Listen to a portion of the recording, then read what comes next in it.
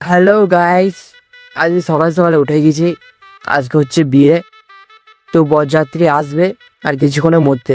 তো আমরা সব রেডি হয়ে গেছি, তো আজকে পুরো বিয়েটা ক্যাপচার করে তোমাদেরকে দেখাবো, চলো।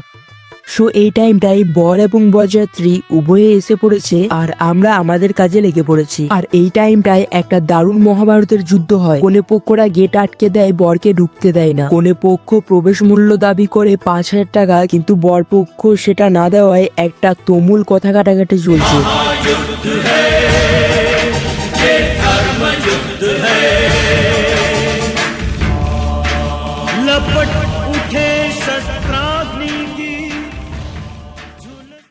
कौन है ये लोग?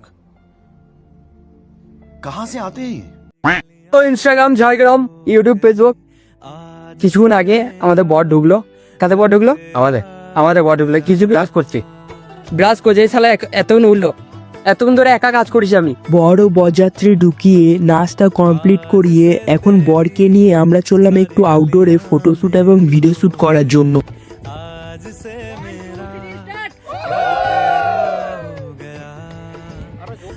आज से मेरी सारी खुशियाँ तेरी हो गई, आज से गम मेरा हो गया।